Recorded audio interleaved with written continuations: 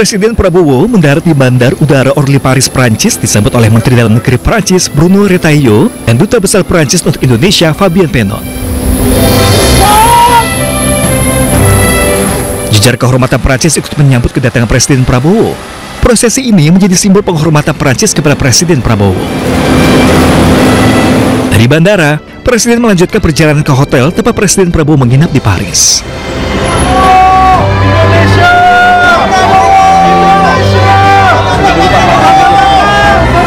Di pelataran hotel, diaspora Indonesia antusias menyambut kedatangan Presiden Prabowo. Prabowo pun menyalami warga Indonesia yang hadir, tak lupa buket bunga menyambut kedatangan Presiden. Presiden Prabowo juga menyapa diaspora yang menunggunya sejak pagi hari. Bahkan Presiden menyempatkan diri untuk bersuah foto. Kehadiran Presiden Prabowo ke Prancis untuk menghadiri parade militer Hari Nasional Prancis, Bastille Day.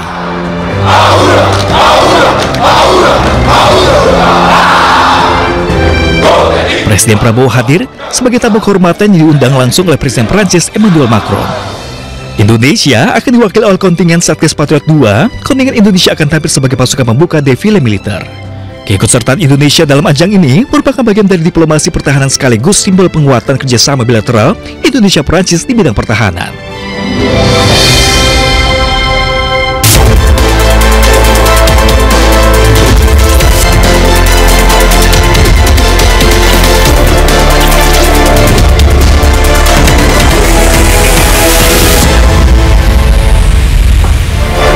Selamat siang pemirsa, hari ini sekolah rakyat resmi dimulai. Kurikulumnya pun sedikit berbeda dengan ditambahkan pendidikan karakter. Sementara itu Kementerian Pertanian akan menindak tegas mafia beras oplosan. Selain informasi tadi, kami juga akan hadirkan beragam informasi menarik dan terkini terkait kebijakan hingga kegiatan para pemimpin bangsa. Bersama saya Galuh Pandu, inilah Pemimpin Rakyat, Pemimpin Beraksi, Rakyat Awasi.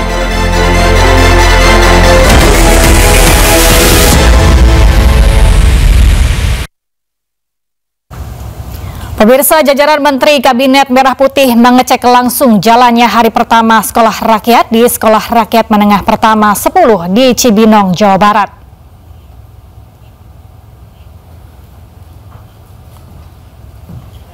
Jajaran Menteri Kabinet Merah Putih menjajal fasilitas sekolah rakyat. Mereka mengecek asrama hingga ikut belajar mengajar. Tak hanya itu, mereka juga mengecek sistem pengajaran di sana. Dalam kunjungannya, Menteri Sosial menekankan kurikulum yang ada di sekolah rakyat sama dengan sekolah pada umumnya. Namun ada tambahan pendidikan karakter yang nantinya akan dikawal oleh Kementerian Agama.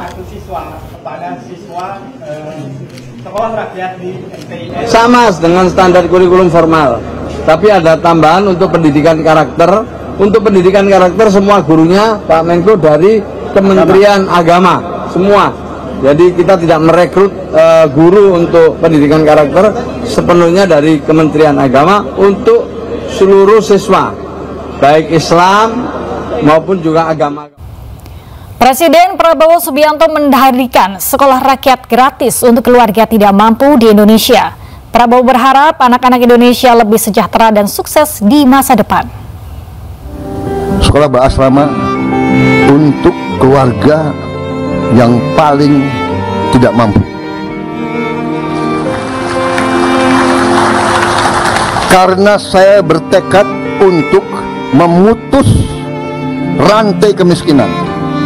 Kalau bapaknya pemulung, anaknya tidak boleh jadi pemulung. Kalau bapaknya tukang beca, anaknya tidak perlu harus jadi tukang becak. Kalau bapaknya susah, tidak punya penghasilan yang cukup, anaknya tidak boleh terus. Untuk itu tidak ada jalan lain, kita harus berani. Siapa berani menang, berani benar berhasil.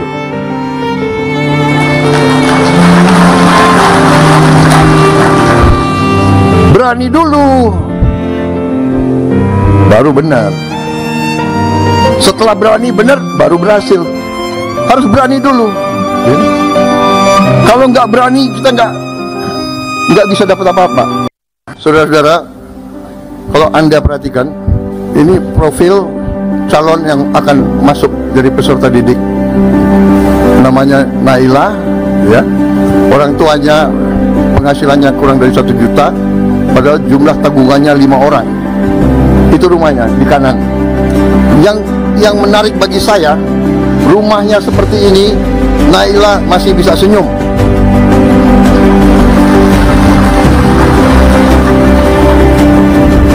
Saudara-saudara sekalian, rekan-rekan pun, ini perjuangan kita. Sisa hidup saya, perjuangan saya adalah untuk merubah nasib Naila di Indonesia.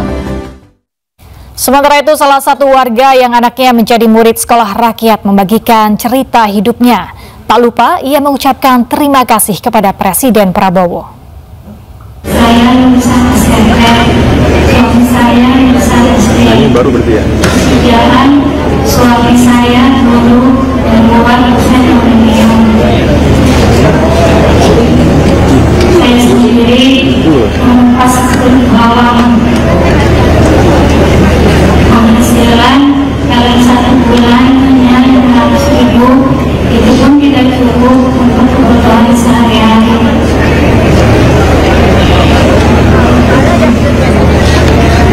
Dengan sekolah rakyat, saya bangga dan terima kasih kepada Bapak Prabowo.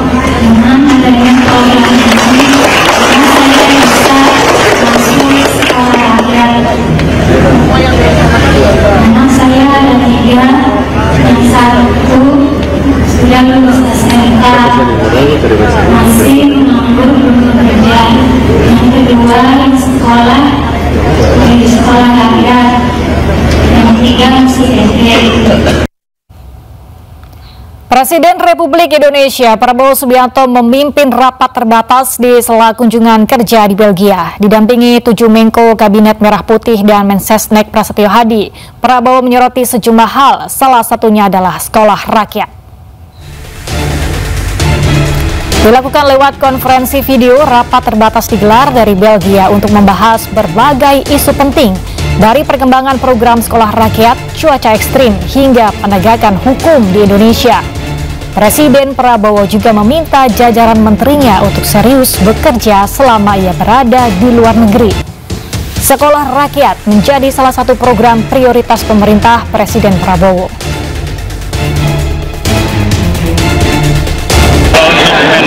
PM sendiri apa? Banyak. PM itu mulai dari bansos, tenaga kerjaan, BPJS, kesehatan, apalagi tentang koperasi desa, tentang sekolah rakyat, banyak. Dan lebih menekankan selama di luar negeri para menteri diminta. Ada kembali di Pemimpin Rakyat. Pemirsa, Gubernur Jawa Barat Deddy Mulyadi mengklaim pelaksanaan seleksi penerimaan murid baru 2025 di Jawa Barat berlangsung tanpa masalah. Tidak ada protes yang berarti dari orang tua siswa. Tahun 2025 tingkat Provinsi Jawa Barat. Deddy Mulyadi menyatakan penerimaan murid baru di sekolah Jawa Barat tidak ada keributan dan protes terutama dari orang tua siswa. Kondisi tersebut jelasnya tak segaduh pelaksanaan penerimaan siswa baru di tahun-tahun sebelumnya. Tak hanya itu, Deddy Mulyadi menyebut kebijakan menempatkan 50 siswa dalam satu kelas tidak ada yang salah karena bisa menjaring anak yang putus sekolah. Deddy juga merespon kebijakannya mengancam sekolah swasta karena akan kekurangan siswa. Menurutnya, pemerintah akan mencarikan solusi terkait penurunan minat siswa bagi sekolah swasta. Anda kebayang kalau saya tidak ngambil keputusan itu, apa yang terjadi hari ini? Protes terjadi di mana-mana, di setiap sekolah orang tua siswa berteriak tidak bisa masuk sekolah. Nanti ada orang yang memboikot mobil masuk ke sekolah, ragam akan terjadi. Tapi hari ini Anda bisa lihat bahwa sepanjang sejarah dulu PPDB, sekarang SPMB ya, SPMB baru kali ini penerimaan siswa baru tidak ada keributan. Tidak ada hiruk pikuk, tidak ada protes-protes. Dulu sampai ada di Bogor, saya ingat betul masih anggota DPR RI, ngukur jalan dari rumah ke sekolah di meter loh, bayangin.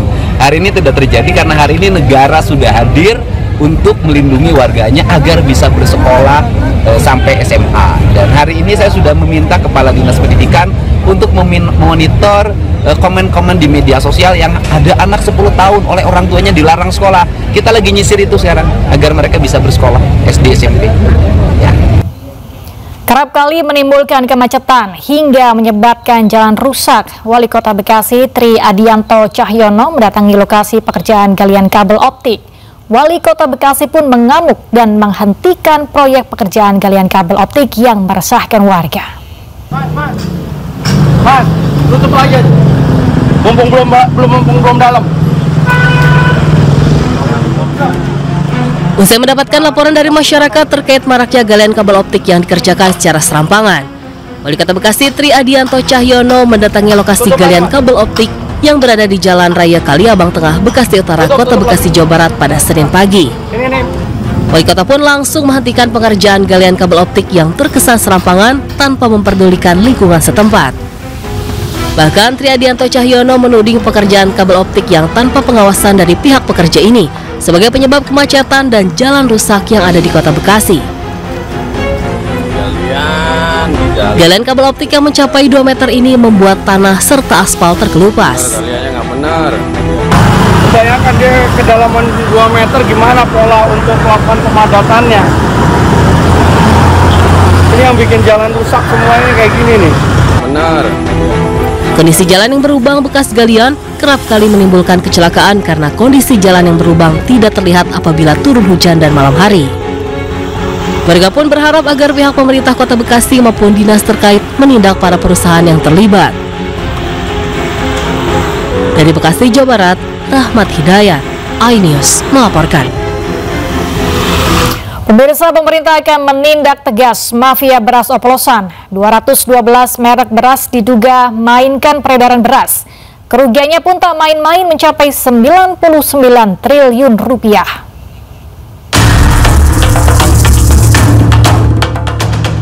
Pemerintah terus mengawasi peredaran beras. Kali ini beras oplosan ditemukan di sejumlah daerah. Tak main-main, bahkan merek yang diduga beras oplosan mencapai 212 merek. Menurut Menteri Pertanian Amran Sulaiman, modus perusahaan beras yakni mengoplos beras kemasan yang diklaim premium atau medium dengan beras biasa atau mengurangi kuantitas beras dalam setiap kemasan. Saat ini menurut Amran ada 212 merek beras yang diproduksi tidak sesuai aturan. Amran sudah melaporkan temuan Kementerian Pertanian pada Kapolri, Jenderal Listio Sigit Prabowo dan Jaksa Agung ST Burhanuddin. Ada 212 yang ditemukan oleh Satgas Pangan dan Kementerian Pertanian bersama-sama, itu tidak sesuai dengan regulasi yang ada. Semuanya ini yang 212 merek kami sudah kirim langsung ke Pak Kapolri, kemudian Satgas Pangan dan Pak Jaksa Agung. Mudah-mudahan ini diproses cepat. Kami sudah terima laporan tanggal 10 2 hari yang lalu itu telah mulai pemeriksaan. Kami berharap ini ditindak tegas dan kepada saudara-saudara yang lain pengusaha beras seluruh Indonesia jangan melakukan hal serupa. Jangan melakukan hal serupa. Tolong menjual beras sesuai standar yang sudah ditentukan. Temuan 212 merek beras kini ditangani Bareskrim Polri. Mereka diduga mengoplos beras dengan kualitas berbeda. Pengawasan peredaran beras pun diperketat. Bila nantinya terbukti melanggar, akan ditindak tanpa pandang bulu. Ini kan lagi kita nggak cek, mau besar mau kecil siapa melanggar semua kita tindak semua, kita proses dipanggilin ditanya, cek. Kalau memang itu ada pelanggaran hukum, please, orang menari-nari di atas penderitaan rakyat itu kira-kira selain dosa pidana apa? Kan pidana, kalau pidana ya harus ada tindakan. Karena dengan tindakan tegas, selain menindak yang salah, juga memberi deteran kepada orang lain supaya tidak melakukan tindak pidana kejahatan atau kecurangan yang belum barangkali dia mau lakukan jadi nggak jadi gitu. Jadi ya untuk peringatan untuk yang lain juga. Dari hasil temuan Kementan, ada 4 perusahaan besar produsen merek beras yang isinya tidak sesuai regulasi. Kini keempatnya tengah diperiksa polisi. Mereka adalah Beras Produksi Wilmar Group, PT Food Station Cipinang Jaya, PT Bintang Panen Jaya, dan PT Sentosa Utama Lestari. Tim Liputan iNews melaporkan. Menko Bidang Infrastruktur dan Pembangunan Kewilayahan Agus Harimurti Yudhoyono menyerahkan sertifikat hak atas tanah kepada warga di Terminal Penumpang Pelabuhan Donggala.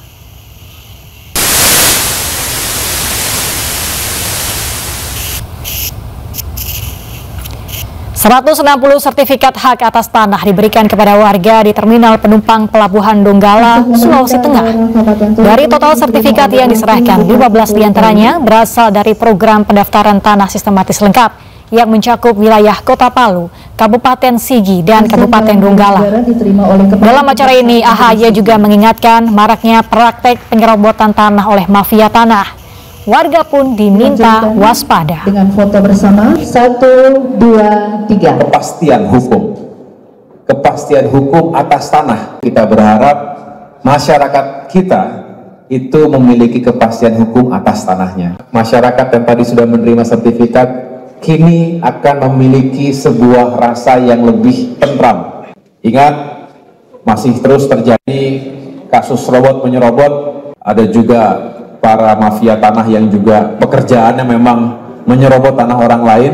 Kalau ada hal-hal yang merugikan masyarakat, segera dilaporkan kepada kantor wilayah, kantor pertanahan, dan tolong direspons dengan sebaik-baiknya.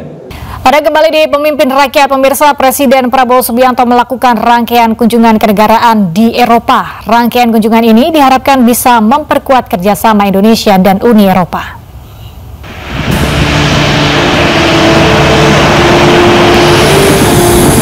Presiden Prabowo Subianto memulai rangkaian kunjungan kenegaraan di Eropa dan tiba di Brussels, Belgia. Selama di Brussels, Prabowo akan menjalani sejumlah agenda penting untuk memperkuat kerjasama strategis antara Indonesia dan Uni Eropa. Presiden Prabowo tiba di Brussels, Belgia pada Sabtu sore waktu setempat. Prabowo disambut secara resmi oleh Director General for Asia and Oceania, François Delhaye. Prabowo juga turut disambut oleh Duta Besar Indonesia untuk Belgia, Andri Hadi, serta Atase Pertahanan KBRI Den Haag, Kolonel Laut Rikrik Pramadisobana.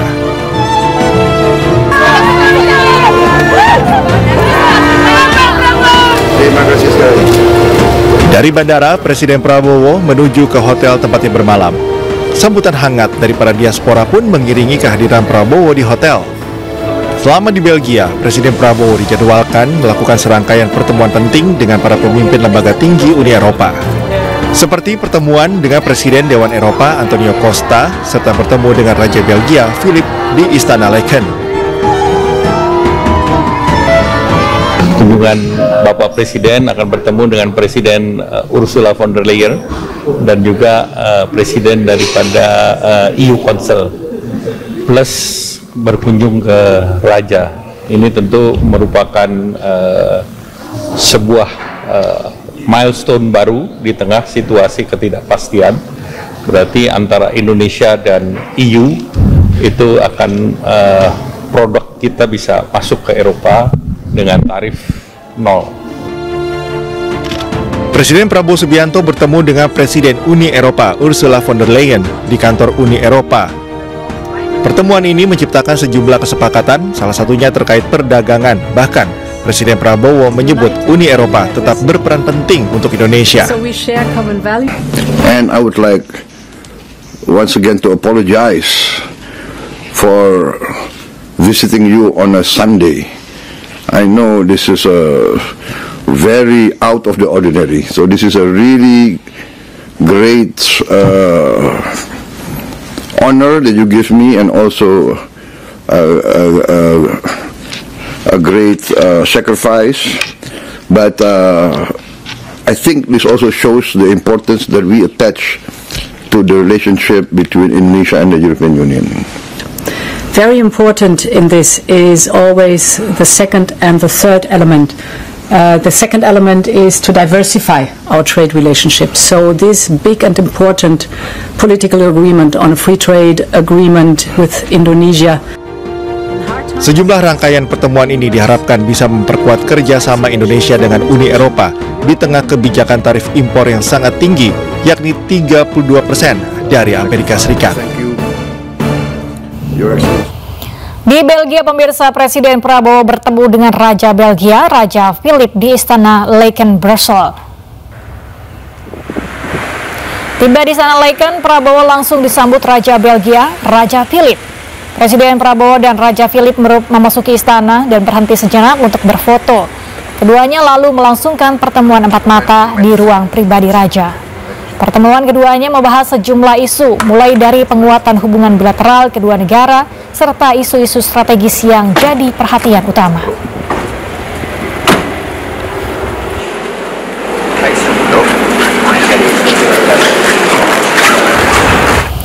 Amerika Serikat menunda tarif impor 32% bagi Indonesia yang rencananya akan berlaku mulai 1 Agustus 2025. Keputusan ini diambil setelah Menko Perekonomian Erlangga Hartarto datang ke Amerika Serikat melakukan negosiasi.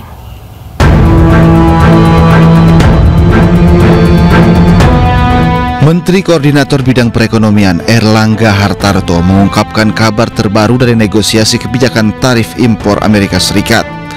Salah satunya adalah penundaan tarif impor 32% yang diberlakukan Amerika Serikat. Menurut Erlangga, saat ini Indonesia mendapat penundaan kebijakan hingga tak ada penambahan tarif sebesar 10% karena Indonesia bergabung dengan BRICS. Jadi pertama, tambahan itu tidak ada. Ya, yang kedua, waktunya adalah kita sebut pos. Jadi penundaan penerapan untuk menyelesaikan perundingan yang sudah ada. Sebelumnya Presiden Trump melalui akun media sosialnya memposting surat yang dikirimkan ke Presiden Prabowo Subianto. Isinya AS mengenakan tarif impor tambahan sebesar 32% mulai Agustus 2025. Tak hanya itu, Amerika Serikat akan mengenakan tarif tambahan 10% bagi seluruh anggota BRICS. Indonesia sendiri saat ini tergabung dalam BRICS. Dengan keputusan Trump, Indonesia berpotensi terkena tarif impor sebesar 42%. Tim Liputan iNews melaporkan. Dua Menteri Kabinet Merah Putih, Menko Bidang Pemberdayaan Masyarakat Muhaimin Iskandar dan Menpora Dito Aryo Tejo beradu kepiawaian olahraga pedal yang kini tengah trending. Dan pemirsa, informasi tadi sekaligus menutup Pemimpin Rakyat hari ini. Temukan informasi-informasi terbaru lainnya di www.inews.id. Saya Galuh Pandu dan kerabat kerja yang bertugas pamit undur diri. Pemimpin Rakyat, pemimpin beraksi, rakyat awasi. Sampai jumpa.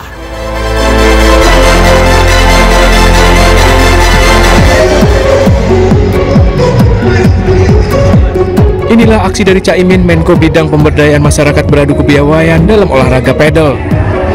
Muhaimin Iskandar yang berpasangan dengan atlet pedal asal Spanyol, Paul Alsina, dengan susah payah melawan Menpora Dito Aryo Tejo yang berduet dengan Eli Nugeras. Caimin pun mengaku kewalahan melakukan olahraga yang kini tengah trending tersebut. Sementara Menpora tampil lincah dengan handal memukul bola dari permainan yang berlangsung cukup menarik dan membuat para pemain tertawa bersama. Dari olahraga ini, Menpora buka suara mengenai fasilitas olahraga pedal yang kini sudah resmi masuk dalam objek pajak dengan tarif 10% dan menjadi kewenangan dari Pemda.